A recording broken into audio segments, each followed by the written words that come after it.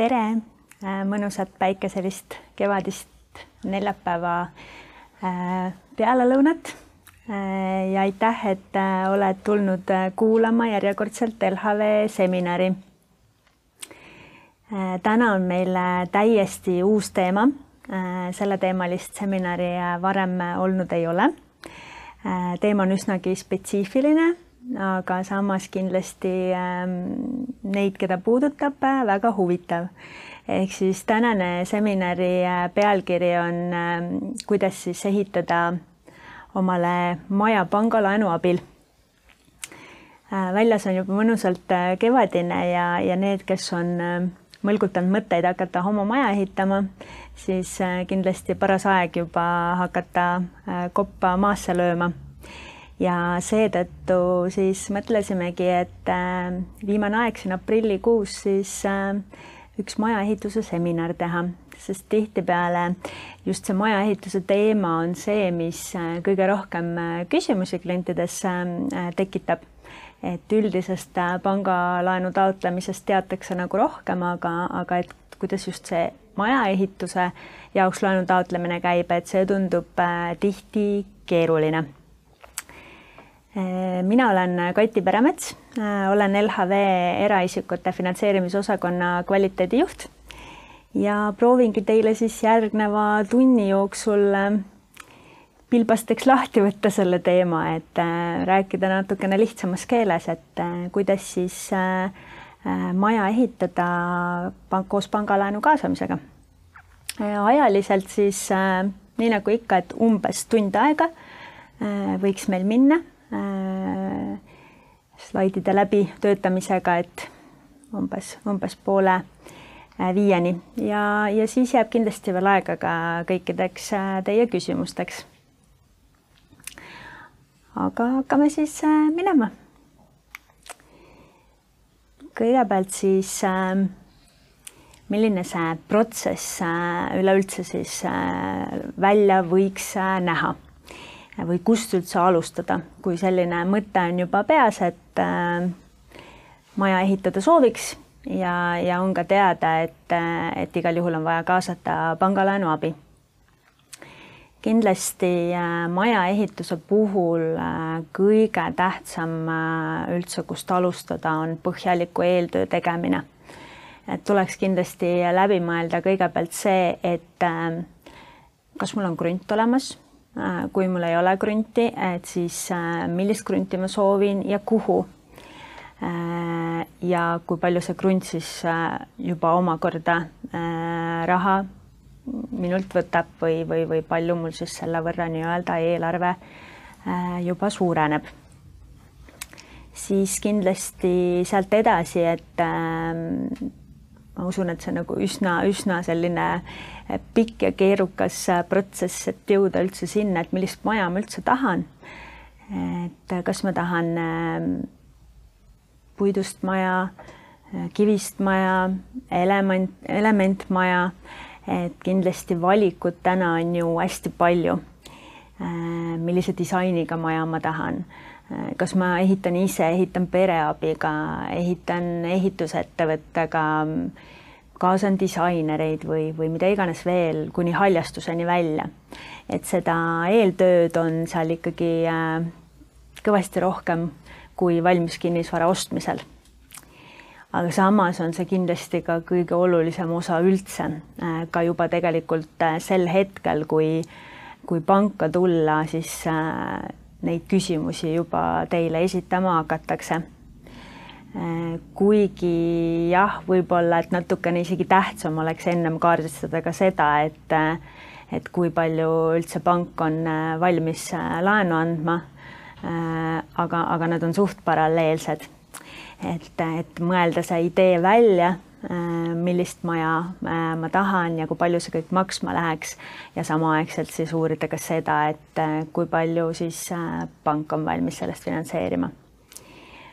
Aga jah, kui see selline mustand on tehtud või eeltöö läbi mõeldud ja mingisugune visioon on silme ees, et kuidas edasi minna ja milline see maja olla võiks, kus ja kui suur, siis tegelikult tuleks järgmiseks juba asi paberile panna. Ehk siis hästi oluline osa on ehituseelarve koostamine.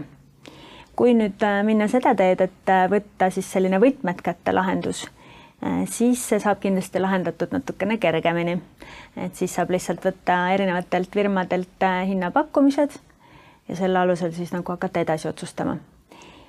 Kui nüüd on ikkagi kaalukausil see variant, et kõik hakata ise kokku panema erinevaid teenusepakkujaid, kes siis selle maja teostavad, siis tuleb hakata otsima neid õigeid vastaspooli, õigeid partnereid, võtma neid hinnapakkumisi ja lõpuks siis kokku kirjutama seda üheks tervikuks ehk siis üheks ehituseelarveks, mida siis jällegi pank ka teie käest ootab.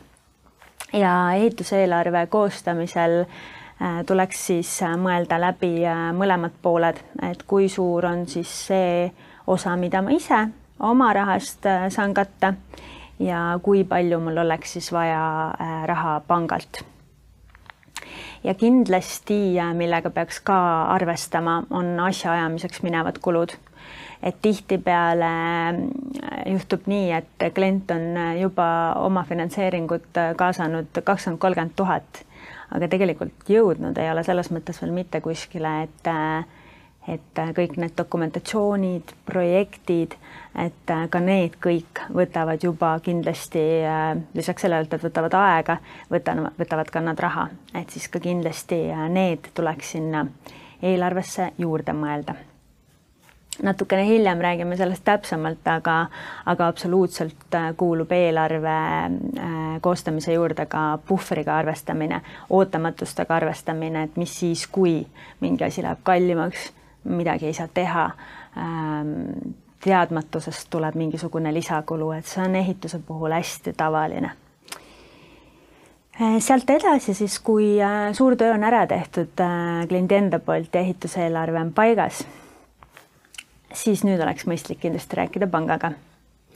Et selle hetkel soovitan siis teha ära kodulaenu taotluse panga kodulehelt. Küll päris pakkumist kui sellist selles etapis maja ehituse puhul pank veel teha ei saa, sest seal sõltub lõpuks see lõplik pakkumine ka nendest dokumentidest, mida me juurde küsime. Aga mida me saame teha ära esimeses etapis panga poolt on see, et me saame maksevõime ära analüüsida ja vaadata seda, et laias laastus see laenu saamine meie poolt on võimalik. Sest kui te juba väga kaugele lähete selle protsessiga, et juba koostööd hakata mõne ettevõttega kokku leppima, siis tegelikult peaks olema ka juba kindlus pangalaenu saamise osas. Nii et selles etapis siis on mõistlik pangaga esmased läbirääkimised pidada ja kokku leppida, et kuidas edasi minna, milliseid dokumente on vaja esitada ja mis tingimustel saab pank siis tulla appi selle maja ehitamisel. Ja kui siis panga poolt on ka esmane jah-sõna olemas, siis on justkui see selline esmane eeltöö tehtud. Mis edasi saab? Siis hakkab juba laenu taotlemise protsess pihta. Kui nüüd laenutaotlus on esitatud, siis nagu ka eelnevalt mainisin, pank võtab siis ühendust ja annab teada sellise esmase laenu saamise võimekuse. Ja selle me saame teha väga kiiresti. Et selle saame teada anda juba 24 tunni jooksul peale selle laenutaotluse esitamist.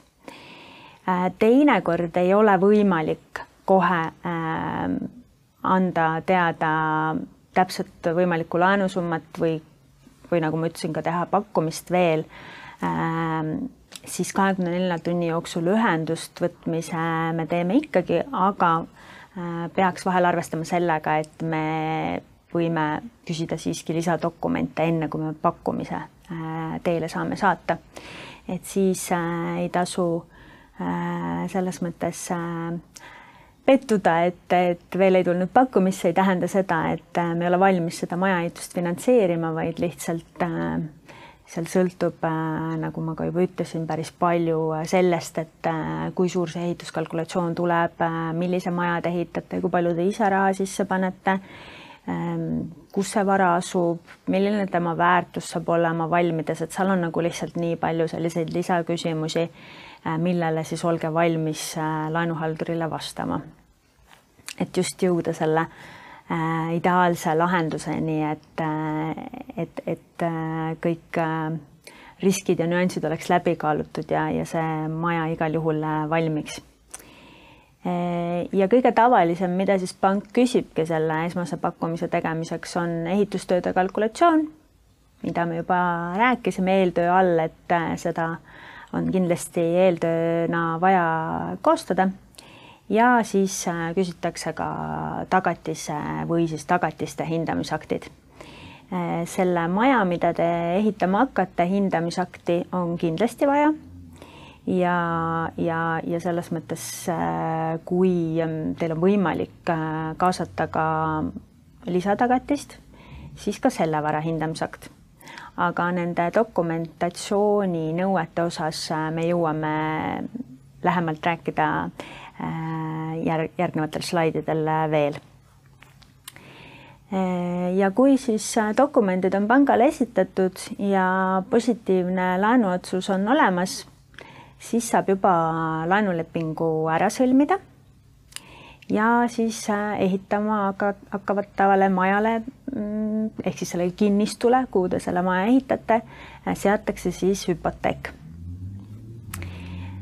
Ja kui teie oma finantseering on ehitusse kaasatud, hüpoteek varale seatud, siis saab pank esimese laenu osamakse juba välja maksta. Ja ülejäänud väljamaksed tehakse siis juba tehtud tööde akti ja piltide alusel. Ja kui kogu laen on välja makstud ja elamu on valmis, siis tuleb teil veel hankida majale kasutusluba ja loomulikult ka kindlustada oma maja. Et kindlustada tuleb see siis juba selles etapis, kus majakarp on kinnine ja on võimalik siis juba kindlustuselt pakkumist saada. Et see oli siis selline hästi kiire või selline kokkuvõtlik ülevaade, et millised need laenutaotlemise etapid välja näevad. Aga nüüd me lähme siis ka veel iga etapi juurde süviti. Võib-olla enne siis, kui tuua veel välja selline majaehituse laenutaotlemise spetsiifika, tõin korra siin välja ka veel sellised üldised nõuded, mis laenusaajatele siis meil kehtivad. Et selles osas nagu suuri erisusi ei ole, et kas nüüd osta valmis kinnisvara või ehitada maja, et need nõuded laenusaajatele on ikkagi sarnased. Ehk siis, kes on varasematel seminaridel osalenud, siis on seda slaide juba näinud, aga kes võib-olla tuligi kuulama vaid majaehituse seminari ja varem pole seminaridel osalenud, et siis toon veel välja siin ka need tavapärased nõuded laenusaajale. Et kindlasti peab siis laenusaajal olema regulaarne tõendatud sissetulek, vähemalt viimased 6 kuud. Katseaeg tööl peaks olema läbitud. Viimasest maksehäirest, kui neid on esinenud, peaks olema möödunud vähemalt 2 aastat. Vastasel korral võib siis saada pangalt vastus, et hetkel ei ole võimalik finantseeringut pakkuda. Et oleks kindel veendumus, et kui ka on olnud mingisugused makseraskused, et siis need perioodid oleks kindlasti möödunud ja täna oleks julgus seda suurt uut kohustust võtta ilma, et võiks tekkida raskusi selle teenindamisel. Siis vaatame kindlasti ka seda, et ei oleks aktiivseid või siis just hiljuti lõppenud kiirlaene laenutaotlejatel, mis samuti siis vähendavad seda ohtu, et see uue laenu võtmise kohustus ei käiks üle jõu. Ja ei saa siis olla ka laenu saaja kriminaalkorras karistatud. Et need on sellised kõige üldisemad siis tavapärased nõuded. Kuidas edasi? Kuidas pank siis täpsemalt analüüsib just seda, et kas me saame siis sinu maja ehituse soov finantseerida? Olen siin siis välja toonud sellised põhilisemad tingimused, majaehituse rahastamise puhul. Omafinantseeringu nõue, et see on nüüd tavapärasest valmis kinnisvara ostmisest veidi suurem. Ehk siis omafinantseeringu nõue on vähemalt 30% kogu selle projekti ehitusmaksumusest. Ehk siis kui näiteks teil on ehitusmaksumuseks majal 250 000, oletame, siis 75 000 peaks olema siis see teie panus rahaliselt selle ehituse alustamisse. Ja kui te tahate pangalaenuga osta ka kinnistut, siis omakorda kinnistu maksumusest peab omafinantseering olema 50%. Ja neid finantseeringuid me saame pakkuda kahes osas. Et kui te näiteks esialgu tahate ära osta kinnistu, siis me saame seda finantseerida 50% ulatuses ja 50% on siis omafinantseering.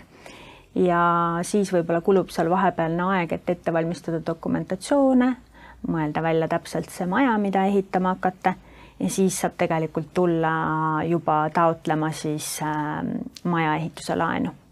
Ja siis me saame selle kinnistu ostulaenu ja selle majaehituse laenu kokku üheks laenuks panna. Et saab ka nii kahes osas, kui kinnistut veel ei ole ja ei saa ajatada ühele ajale kinnistu ostu ja juba seda, et teil on olemas kõik ehituskalkulatsioonid, majaprojektid ja nii edasi.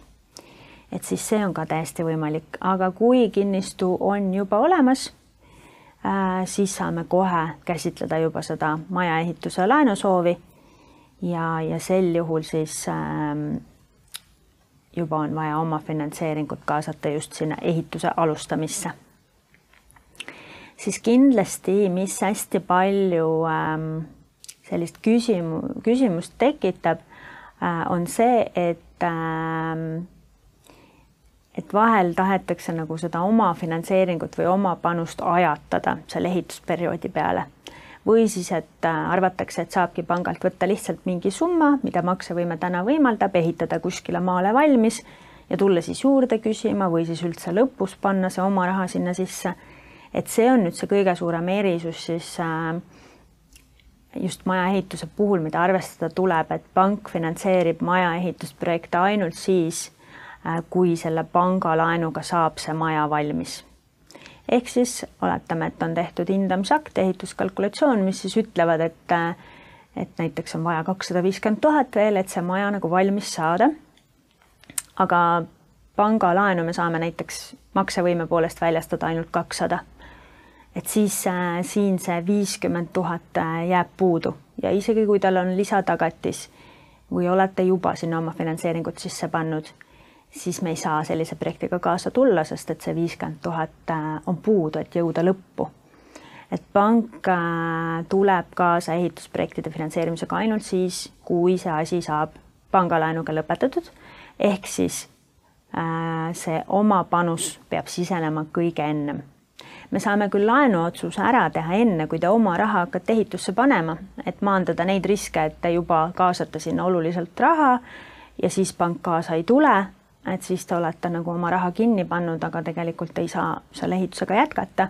Seda olukorda me saame välistada ja laenuotsuse me saame ikkagi ära teha ennem. Et ei ole vaja kindlasti hakata enne panustama oma raha sinna ja siis alles panka tulla, et nii pidi ei tasu toimetada. Aga lihtsalt, kui me teeme kokkulepet, teeme laenulepingu, siis oma raha, mida te kaasate, et see on see, millega te alustate. Ja kui te olete selle ära kasutanud, siis tuleb ka pank juba oma väljamaksetega kaasa. Maaostu siis, nagu juba sai mainitud, finantseerime 50% ulatuses. Kui nüüd rääkida nii-öelda, kui palju on valmis pank võtma riski tagatise turuväärtuse vastu. Ja valminud maja tuleviku turuväärtuse vastu ei saa laenusumma olla suurem kui 75%. Kõige lihtsam muidugi on majaehitust rahastada siis, kui on olemas lisatagatis. Kui endal on näiteks täna olemas korter, millel on kas hästi väike laenujääk peal näiteks või siis on üldse laenuvaba, siis saab selle võtta lisatagatiseks ja põhimõtteliselt, kui maksevõime võimaldab, siis võib laenu võtta ka 100% ulatuses kogu sellest ehitusmaksumusest. Et kui see korteri väärtus on piisav, et ära katta see 30% oma finantseeringut sellest ehitusprojekti maksumusest, siis ei peagi tegelikult oma finantseeringut otseselt olema. Et siin nagu jälgitakse kahte asja, et jälgitakse seda tagatiste turuväärtust ja maksevõimet. Ja kui mõlemad numbrid klapivad, siis rahaline omafinantseering ei ole sel juhul oluline. Küll aga kui maksevõime ei võimalda nii palju laenu anda, kui on vaja, et see soovitud maja valmiks, või tagatiste turuväärtused ei ole piisavad, et siis tuleb mängu juba kindlasti oma raha kaasamine. Ja tihti on ka küsitud, et kuhu maani ma siis ise valmis ehitama pean, et tegelikult otseselt sellist kindlat tingimust ei ole. Aga jah, ma olen siia siis ka välja toonud selle, et kui teil on võimalik majakarp valmis ehitada, et siis see on ka kindlasti juba piisav kaugus ehituses, kus pank juba kindlamalt kaasa tulla saab. Siis veel mõned erinüansid ehituse juures.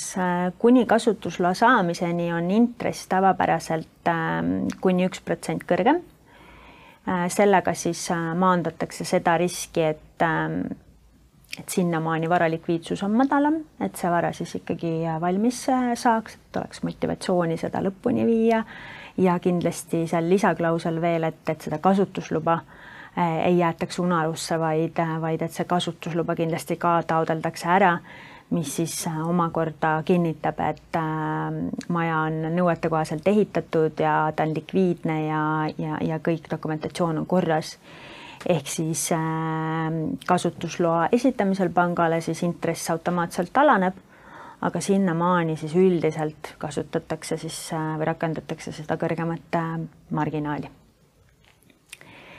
Mis veel, eeldame ehitusjärelevalve lepingu sõlmimist üldjuhul ka, et välja arvatud võib-olla siis mingid üksikud juhtumid, kus tõesti taotleja ise ongi ehitusinseneri kvalifikatsiooni omav, siis tal on tõenäoliselt need oskused nagu olemas, aga samas on alati hea, kui on mingi sõltumatu isik, kolmas isik, kes kõrvalt ka kätt pulsil hoiab, et kõik asjad ja dokumentatsioonid ja sujuksid nagu plaanipäraselt ja oleksid hiljem vastavad sellele, et neid dokumente siis kasutusloani viia. Ja üldjuhul me lepime kokku siis selliselt klientidega, et 12 kuu jooksul peale laenulepingu allkirjastamist toimub siis see laenulimiidi väljastamine. Ehk siis laenuraha väljastatakse etappide kaupa ja üldjuhul siis 12 kuu jooksul. Ja 18 kuu jooksul peaks siis jõudma kasutusloani. Me saame nendest numbritest loomulikult kokkuleppeid teha ka teistsuguseid. See on siis läbirääkimiste küsimus. Aga need on sellised tavapärased keskmised tähtajad, mille jooksul siis üldiselt need saavad täidetud. Ja edasi nüüd täpsemalt siis nendest vajalikest dokumentidest. Et milliseid dokumente siis pank peale seda majaehituse laenutaotluse esitamist küsima hakkab. Tavapärased dokumendid on siis jällegi ikkagi kuuekuukonto väljavõtted koos pangapoolse digitaalse kinnitusega. Kui taotleja on ettevõtte omanik, siis ettevõtte finantsid. Ja mis nüüd siis selle ehituse projektiga lisaks juurde tuleb, on siis juba palju mainitud ehitustööde kalkulatsioon või siis hinnapakkumised. Ja siia siis täpsustusena tooksin ka selle, et see ehituse eelarve peab olema koostatud ehitusetappide kaupa. Nii-öelda loogilises järjestuses, nii nagu see maja valmimine hakkab olema, alustades vundamendist, tuleb karp ja sisetööd ja laias lastus nii edasi. Ja kindlasti on panga jaoks oluline ka see, et eraldi oleks välja toodud need tööd, mis saavad siis seal ehituse alguses oma finantseeringu arvelt tehtud ja mis osa jääb siis laenurahaga katta. Et siis on pangal võimalik ka pärast jälgida, et see ehitus on kenasti püsinud graafikus, kokkulepetest on kinni peetud ja me saame neid kokkulepitud väljamakseid siis teha. Siis jällegi, nagu korra sai põgusalt mainitud, siis hindamisakt on siin vajalik ja see jällegi väikse lisanüansiga. Nimelt kinnistu hindamisakt tuleb teha selliselt, et hinnatud peab olema selle kinnistu tänane turuväärtus ja lisaks siis turuväärtus ka koos eelduslikult valminud majaga. Ehk siis me vaatame laenu väljastamisel laenuriski täna, kui see väärtus on veel madal, ehk siis ainult kinnistu väärtus ja vaatame ka seda väärtust, mis ta siis on selles hetkes, kus see maja on valminud. Selle peale tihti küsitakse, et aga kuidas saab hinnata seda, mida veel ei ole. Et seda täitsa saab. Seda teevad professionaalsed hindajad, nende jaoks on täiesti need meetodid ja võimalused olemas, sellepärast muretsema ei pea. Küll aga mida nemad tahavad samamoodi saada aru, millist maja te ehitate. Ehk siis tõenäoliselt küsib hindaja teilt samamoodi siis ehituskalkulatsiooni, hinnapakkumist, ehitusprojekti või midagi sellist juurde, sest tal on vaja ikkagi saada need üldised andmed maja kohta kätte. Ja siis ta võrdlebki sarnaseid seal piirkonnas olevaid teisi elamuid ja nende pealt siis võrdlusmeetodit kasutades tekibki see võimalik teie maja tulevikuväärtus. Siis on ehitusjärelevalve teenuse pakkuja info kindlasti see, mida me küsime ja ehitaja info, et kes ehitama hakkab, kas siis mingi ettevõtte nimi või kuidas see on teil korraldatud. Otseselt ei ole keelatud ehitada ka ise, aga jällegi, et räägin ka nendest ohtudest peagi.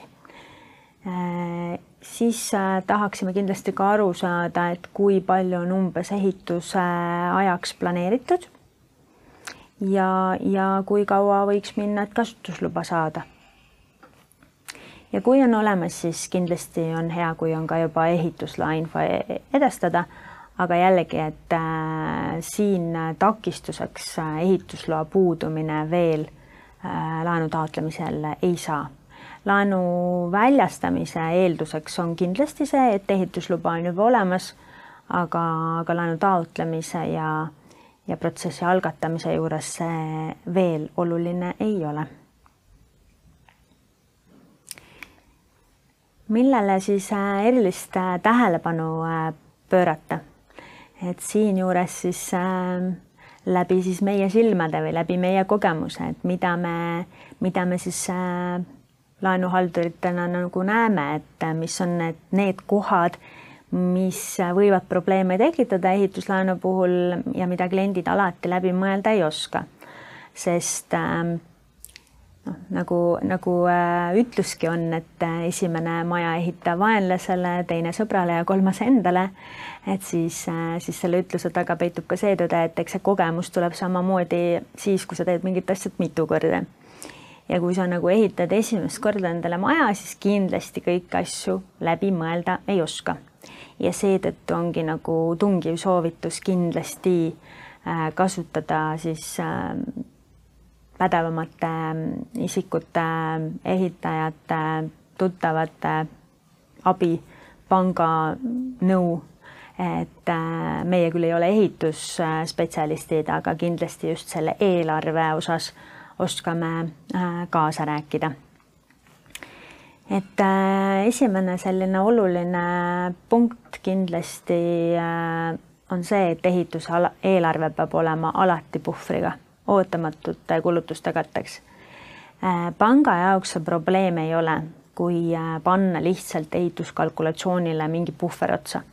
Ja see võiks olla vähemalt suurusjärk 10%, sest reaalsus on see, et ma arvan, et ma julgen öelda täitsa, et see on mingi 90% juhtudest, kus ehitus läheb alati kallimaks, kui see oli algselt planeeritud. Sest et me ei oska kõiki asju ette näha, mis võib muutuda.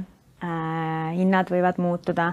Näiteks eelmine aasta need, kes olid just parasjagu ehitusprotsessis, nad said väga valusalt löögi hindade tõusust. Selliseid suuri muudatusi ette näha on muidugi nagu raske, kui majanduses tervikuna midagi nii palju muutub, et ehitushinnad ja materjalihinnad väga palju muutuvad. Aga hoolimata sellest, kui me jätame kõrvale sellised suurematud ootamatused, siis neid väiksemaid ootamatusi tuleb kindlasti. Et panga jaoks ei ole iseenesest probleem, kui te saate odavamalt ehitada. Et vahel jääb selline mulje klientidele, et ma saan ju odavamalt, et miks pank sunnib mind nagu rohkem võtma või miks pank ei nõustu, et minu ehitushind võibki olla palju madalam turu keskmisest ehitusruutmeetri hinnast. Siis tegelikult võib-olla selgitangi siin juurde, et vähem laenu võib alati võtta. Aga me peame arvestama alati selle võimalusega, et juhul kui kõik ei lähe nii, mis siis saab? Et kui me ei arvesta täna seda puhvrit ja pärast te tulete näiteks ikkagi seda lisalaenu küsima ja me ei saagi seda väljastada teile, siis on halvasti. Siis ei ole maja valmis, pangalaenu tuleb ikka tasuda ja ei ole seda elu, tuleb veel topelt elamiskulusid kanda ja kuidagi siis oma jõududega ajapikku selle maja lõpuni ehitamiseni jõuda. Et seetõttu see maksevõime pool kindlasti on hästi oluline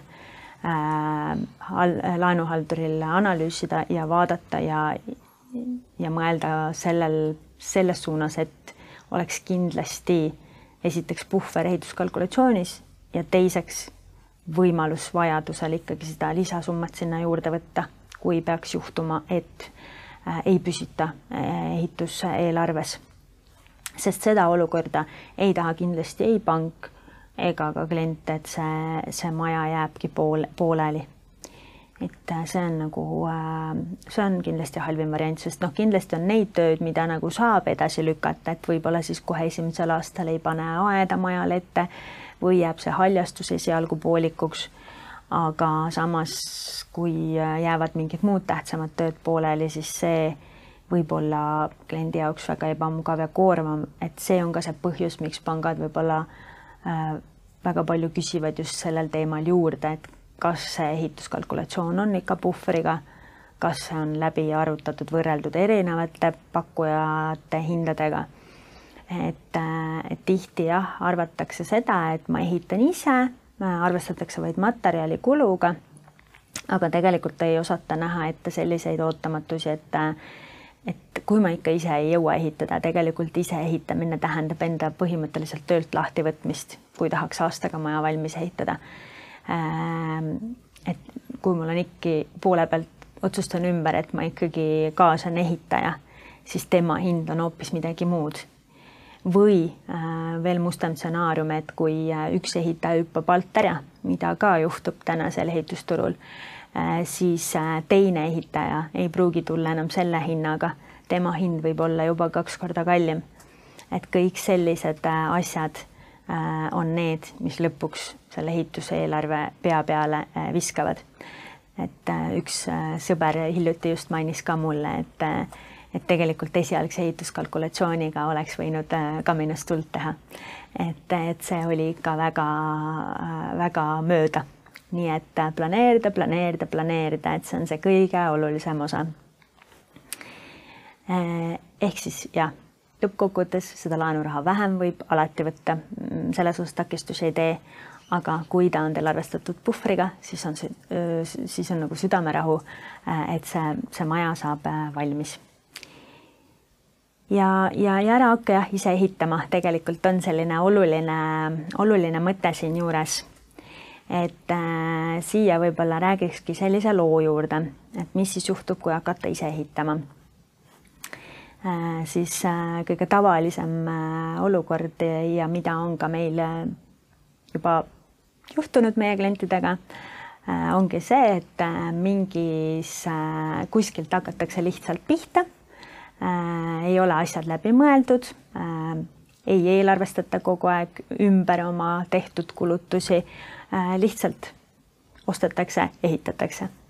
Ja siis, kui tuleb see esimene etapp, kus sisuliselt on vaja pangale teha siis need aktid, et kui palju on ehitusse siis raha kaasatud ja kuhumaani on jõutud, siis tuleb tõdemus, et tegelikult ei ole jõutud poolegi peale sellest, mis nagu pangaga kokku lepitud sai ja mis esialgses ehituskalkulatsioonis välja oli toodud. Aga see tähendab nüüd seda, et kui ei ole neitest kokkulepetest kinni peetud, siis meie järgmist väljamakset teha ei saa. Ja nüüd on jällegi see, et kas siis maja jääb poolikuks või kust ma selle siis raha leian, millega ma nii-öelda siis eelarvet ületanud olen. Ja võib-olla sellised halvimad näited ongi need olnud, kus see projekt ongi jäänud seisma kuni selleni, et tekib siis mingi võimalus kas siis ise edasi minna esialgu või siis leida mingisugune,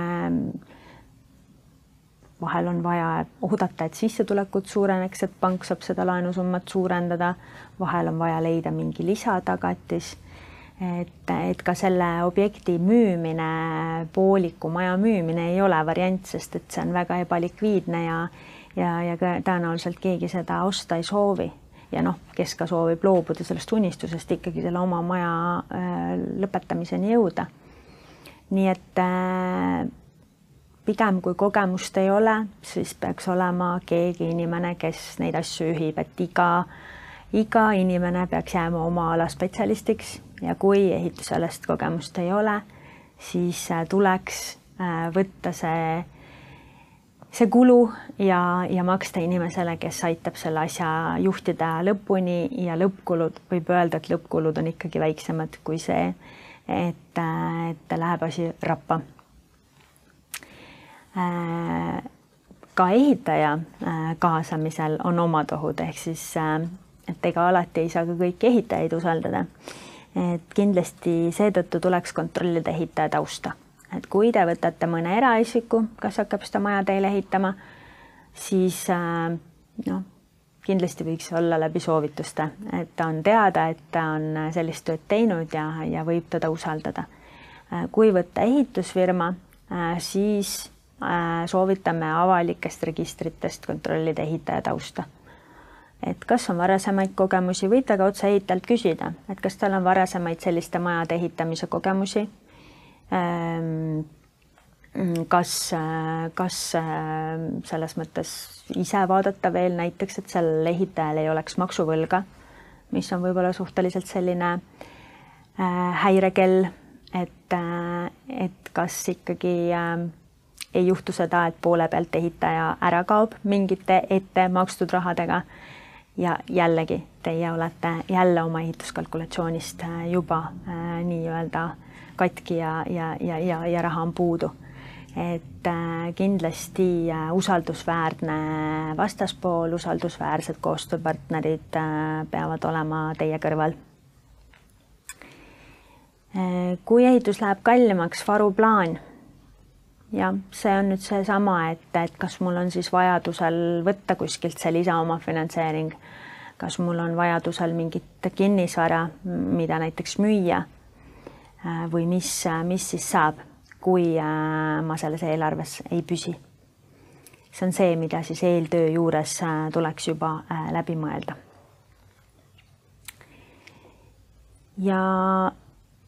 Ja veel kord olen ka siin toonud selle mõtte välja, et kui laenurahaga saab ehitus valmis, saab lõpetatud, siis selliste projektidega me saame kaasa tulla, aga poolikuid ehitusprojekte me ei finantseeri. Ehk siis lihtsalt mingit summat mingi etapi ehitamiseks me anda ei saa. Küll jah, kui on laenuvaba mingit muud valmis kinnisvara, siis selle vastu saab laenuraha anda, aga see on siis lihtsalt juba investeeringute finantseerimise laen, mitte siis majaehituse laen.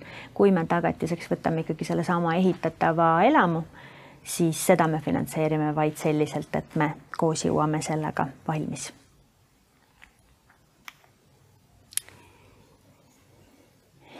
Mida siis kindlasti selle majaehituse plaani ja laenu võtmise juures veel tähele panna, on see, et väiksemad kohustused on alati paremad kui suured. Ehk siis võib-olla ei ole mõistlik näiteks ehitada väga suurt maja, et kui täna on võib-olla mõni laps juba varsti kodust ära minemas, siis võib-olla ei pea olema majas näiteks 5 tuba, võib-olla 4 või 3, vastavalt igaühe enda vajadustele, aga kuna me ju näeme ja kuuleme pidevalt seda, kuidas kõik kommunaalkulud üha kasvavad, siis kindlasti see on üks mõttekoht, et need kodu ülalpidamise kulud oleksid mõistlikud. Seejuures kindlasti siis tasuks mõelda ka energiasäästliku maja ehitamise peale. Ja lisaks sellele, et see kodu ülalpidamiskulu on mõistlik, siis kindlasti peale selle laenumakse tasumist peaksin ma suutma ikka veel ka kõrvale raha panna. Sest maja ehitamise või maja omamise juures ei ole kulu ainult kommunaalkulu, vaid majaehituse juures on ka igasuguseid muid selliseid suuri esmaseid väljaminekuid, mille peale võib-olla jällegi ei oska kohe mõelda. Ehk siis näiteks esimene asi, mida ma võib-olla vajan, on muruniiduk, robotniiduk või murutraktor ja see maksab ka juba oma raha. Võib-olla mingid muud kulud veel täiesti, mille peale ma pole mõelnud, et ma tahan veel sinna mingisugust aiamaja, grilli, aiamööblit ja nii edasi ja nii edasi. Et kõik need kulud annavad kokku ka arvestatava summa ja kui mul tegelikult puhvrit igakuiselt ei jää, siis millest ma kõiki selliseid asju endale soetan, et tasub ka selle peale mõelda. Siis hästi oluline majaehituse laenu taotlemise juures on see, et kindlasti selle laenu pakkumise peaks võtma pangast enne, kui hakata maja ehitama. Et oleme kohanud selliseid kliente, kes arvavad, et ei ole mõtet panka üldse enne minna, kui kopp ei ole maasse löödud, et pank ei taha finantseerida. Siis tegelikult see arvamus on vale. Et kui on olnud mõni selline juhtum, kus klient on peaaegu juba karbi valmis ehitanud ja siis tuleb panka ja tuleb välja, et tegelikult ta laenu saamise nõuetele ei vastagi või siis see summa, mida tal veel vaja on, ei tule tema sissetulekute vastu välja. Siis on tekkinud selline päris halb olukord, et klient on tegelikult väga palju raha juba investeerinud sinna majaehitusse ja loodab sellele, et nüüd saab panga laenu abiga lõpuni minna. Aga kui ei saa, siis tegelikult on nüüd küsimus, et kuidas edasi, ma olen raha juba sinna alla ju pannud, selle pooliku varaga ju jääda ei saa. Ehk siis, et selliseid olukordi vältida, siis oma finantseeringu kaasamine alguses ei tähenda seda, et see peab olema tehtud siis enne seda, kui panka tullakse. Et pangaga tasuks ikkagi käed lüüa, laenuleping ära sõlmida ja siis on juba julgem hakata seda oma finantseeringut sinna panema, sest pangaleping on juba olemas ja kindlus, et pank ka selle maja lõpuni valmis ehitada laenurahaga aitab. Aga järgmiseks ma olen toonud ka mõned või õigemini 2 sellist erinevat arvutuslikku näidet. Et kuidas siis võib-olla natukene lahti seletada seda, et mille järgi siis pank neid või kuidas pank neid arvutusi teeb, et kui palju siis mingi taotluse puhul laenu anda. Esimene näide on siis selline, kus kliendil on oma finantseering. Alustuseks olen siis ära toonud mõned numbrilised näitajad. Et oletame siis, et kinnistu on olemas ja selle väärtus on 60 000 eurot. Ehituseelarve majal on 250 000 eurot ja omafinantseeringut on lisaks veel 70 000 eurot. Ja laenusumma soov seega, et maja lõpuni ehitada, on 180 000 eurot. Ja ma olen siin teinud eelduse, et maksevõime siis võimaldab antud summat pakkuda. Kui kliendi sissetulekud seda 180 000 eurot pakkuda ei võimalda, oletame, et võimaldavad 150, siis tuleks omafinantseeringut suurendada 100 000 peale, et kokku siis saaks 250 000. Alternatiiv oleks siis ehituseelarvet millegi osas siis väiksemaks teha, kui kannatab, aga see on niisugune ohukoht, et nagu me rääkisime. Aga jah, kui nüüd need andmed oleksid sellised, kuidas siis pank seda finantseerimist etapiliselt paika paneks.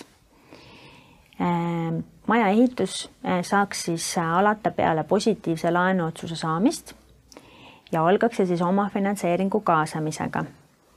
Ehk siis see 70 000, mis kliendil on endal olemas, sellega tuleks siis alustada.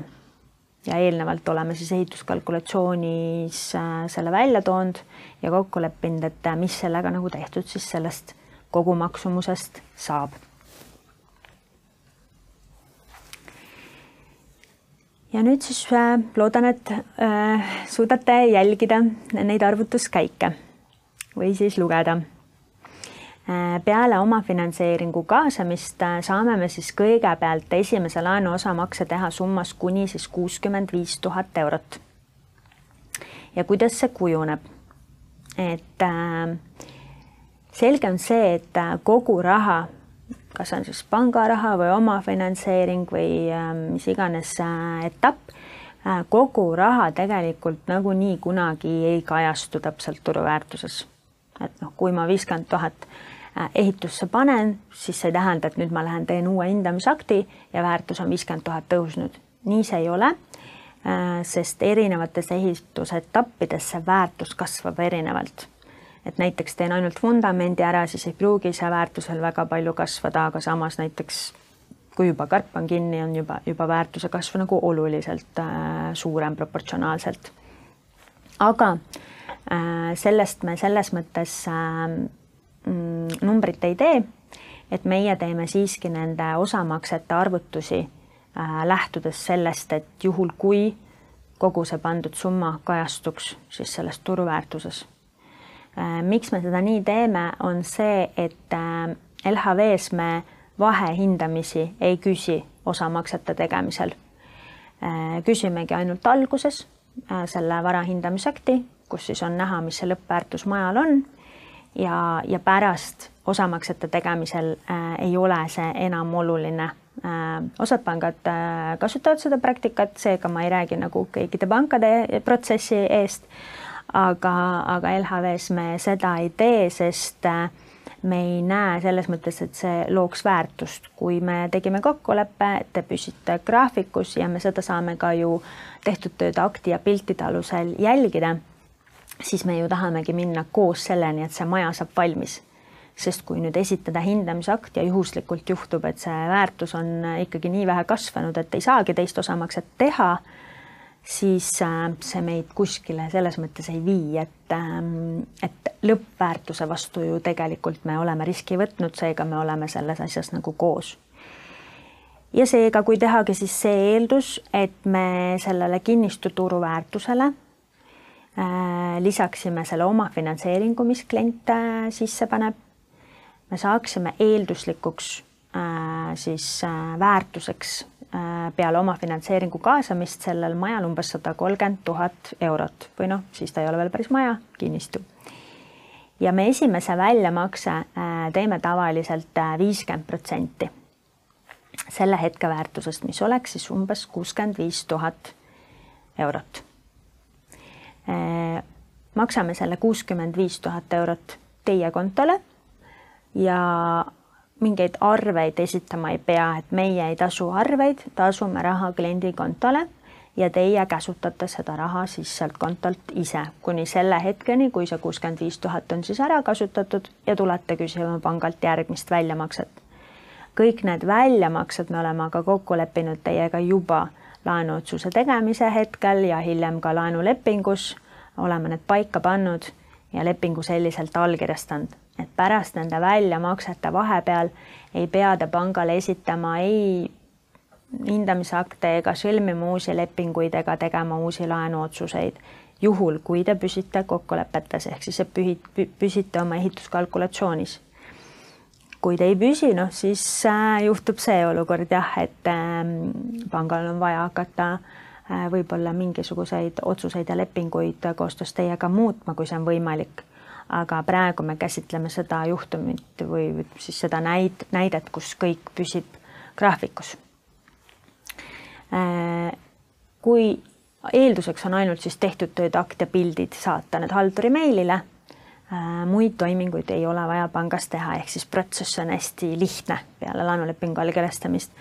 Saadate haldurile pildid tehtud tööd akti ja järgmisel päeval on teil juba järgmine osamakse pangakontol. Kui see 65 000 on siis ära kasutatud, siis peale seda esitate pangale siis ehitusjärelevalve kinnitusega tehtud ehitustööde akti ja pildid ehitusjärgust. Meie saame siis kontrollida neid vastu seda esialgset ehituskalkulatsiooni, et kas kõik need tööd said siis laias laastus tehtud, et me päris seda sellise 100 euro täpsuse peale ka ei eelda, et rihite, aga siis laias laastus tervikuna peaks see püsima selles piires. Ja siis me saame teha juba järgmise väljamakse ja see on siis summas kuni 81 250 eurot. Jällegi, kuidas me selle numbri saame, liidame sellele eelmise etapi eelduslikule väärtusele eelmise tehtud väljamakse summa.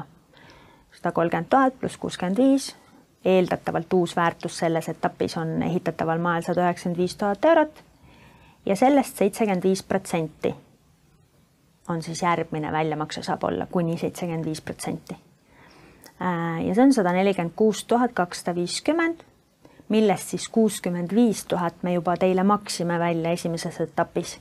Seega jääb väljamakse summaks 81 250. Jällegi kanname selle summa teie kontole ja saate rahulikult ehitusega edasi toimetada. Ja kuna kokku oli laenusumma soov 180 000 eurot, siis kolmanda osamakse suuruseks jääb 33 750 eurot, kui maha võtta need 2 eelmist väljamakset, mis juba tehtud on. Ja selle hetke eeldatavast elamuväärtusest saaksime samuti 75% laenu väljastada, mis oleks tegelikult juba rohkem, kui on vaja veel välja maksta. Et see saaks olla siis 207 188 eurot, aga tegelikult kokku oli laenusumma 180 000, mis saabki siis selles etapis välja makstud. Seega, kui tahate veel rahulikult üle vaadata, siis need slaidid tulevad pärast ka Facebooki ülesse. Võib-olla on vaja siin mõne koha peal kaasa rahulikumalt mõelda, aga selliselt saab siis see laen 3 väljamaksega tasutud, eeldades siis, et kliendil oli oma finantseering ja kinnistu oli olemas. Aga järgmine näide on mul veel. Ja järgmine näide on siis selline, kus oma finantseeringut ei ole, aga on kliendil siis olemas talle kuuluv korter, mis on laenuvaba. Muud algandmed on samad, et kinnistu on olemas väärtusega 60 000 eurot, ehituseelarve on 250 000 eurot, lisatagatiseks oleva korteri väärtus on 120 000 eurot ja laenusummaks seega on 250 kogu summa, sest oma finantseeringut ei kaasalta. Ja jälle oleme siin teinud eelduse, et maksevõime võimaldab seda summat pakkuda. Et ainult sellest ei piisa siis, et need kõik muud väärtused tagatistel selle välja veavad. Ehk siis üldine laenu andmise reegel kehtib ka siin, et tagatised ei asenda maksevõimet ja maksevõime ei asenda tagatiste väärtust. Ja siin siis ehitus algab peale positiivse laenuotsuse saamist, kui maksame välja esimese laenu osamakse summas 114 000 eurot. Kuidas me selle saame? Sellest 50% on siis kinnistu turuväärtuse vastu ja 70% korteri turuväärtuse vastu, mis teeb siis 30 000 kinnistu väärtusest ja 84 000 siis 70% korteri väärtusest. Siin on see 70%, sest eeldame, et see on siis selline vanemas majas korterit, siis minimaalselt 70% me anname selle vastu. Et see võib võib-olla olla ka kõrgem, aga umbes 70% turuväärtuse vastu on see finantseeringu määr, mida me oleme siin eelduseks praegu võtnud. Ehk siis esialgne makse on 114 000 eurot. Kui nüüd see on siis ehitusse kaasatud, jällegi tuleb pangale esitada ehitusjärelevalve kinnitusega tehtud tööd akt ja pildid ja teeme teise väljamakse ja see on siis kuni 100 500 eurot. Ja jällegi selle hetke eeldatavast elamu väärtusest kuni 75%. Ehk siis 60 000 oli kinnistu väärtus, sellele liidame juurde 114 000, mis me andsime raha esimeses etapis, mis siis väärtust eeldatavalt kasvatab selle võrra ja kokku saame eeldatavaks kinnistu väärtuseks selles etapis 174 000 eurot, millest 75% on 130 500 ja 30 000 me juba kinnistu vastu andsime. Ülejäänud läks korteri vastu, seda siia arvesse enam ei võta, aga 30 000 andsime kinnistu vastu ja seega saame kinnistu vastu turuväärtuse kasvu vastu juurde anda siis 100 500 eurot. Ja kolmas etapp jääb ka siin veel. Ehk siis kuna kokku oli 250 000 ja 114 000 ja 100 500 on väljastatud, siis 35 500 tuleb väljastada kolmandas etapis. Ja jällegi saaks siis sellest eeldatavast elamu selle hetke väärtusest kuni 75 väljastada, mis oleks juba üle 205 000, aga tegelikult jällegi see on risk jääb isegi väiksemaks tagatiste vastu, sest selles etapis, kui kõik laen on välja makstud, on meil ehitatava elamu vastu väljastatud 166 000 eurot ja lisatagatise vastu see 84 000, mis algul välja makstud sai, ehk siis kogu limiit on väljas.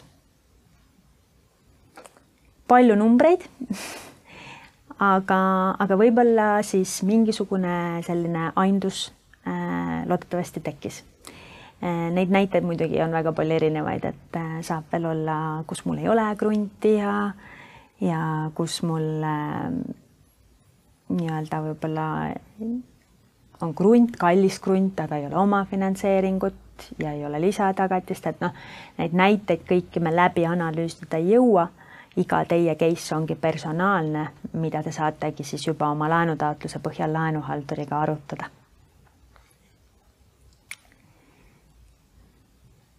Aga tooksin siin välja ka LHV kodulaenu eelised.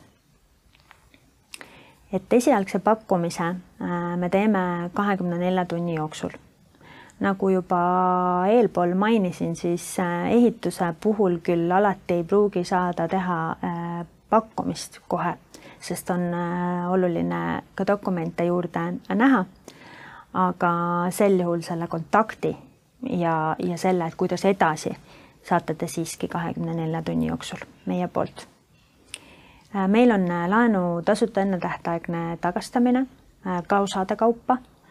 Ehk siis kui olete näiteks hea koguja, säästja või müüte mingisuguse kinnisvara mingi hetk maha ja soovite seda uut võetud laenu väiksemaks maksta, siis saate seda teha täiesti ilma lisakuludeta.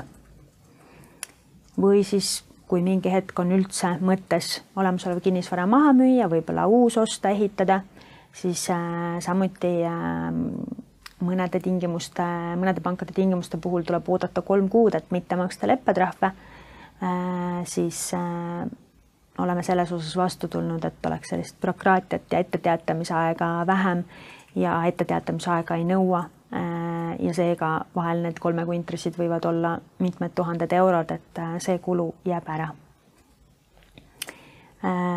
Mõtleme kaasa erilahenduste osas.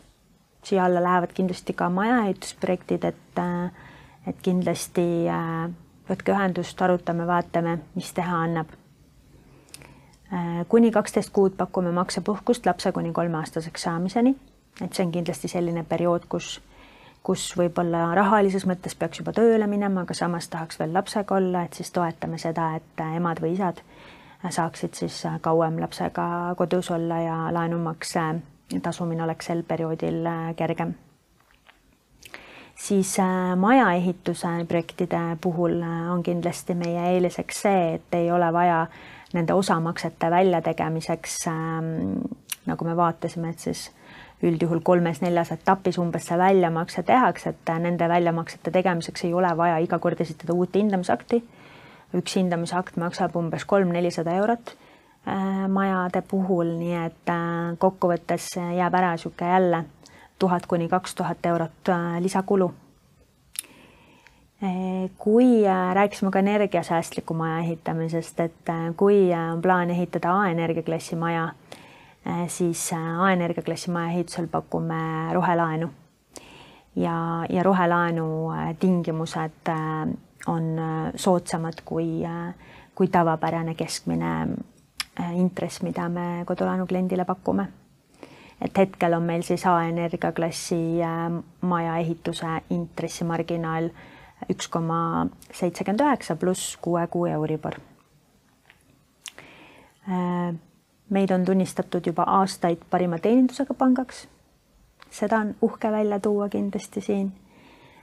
Me pakume kodulaenu puhul personaalset laenuhaldurit, kes on teie jaoks olemas, kättesaadav, kontakt on ka kodulehel tal olemas, saate siis temaga igal ajal ühendust võtta ja nõu pidada oma majaehituse soovi osas. Meil on tasuta maksed ja kõige soodsam igapäevapangandus, kui vaadata panka kui tervikut, sest kodulaenu võttes te üldiselt valite endale ka kodupanka. Ja kindlasti pole vähetähtis ka see, et me oleme suuresti Eesti kapitalil põhinev pank, ehk siis teie poolt tasutud laenu intressid jäävad Eesti majandusse. Mina tänan, et ära kuulasite ja et tulite meie seminarile. Loodan, et saite uut infot, ootame teie ehituse laenutaatluseid ja soovin ilusat kevade jätku ja mais kohtume juba uuel põneval seminari teemal. Nii et aitäh ja uute kohtumisteni!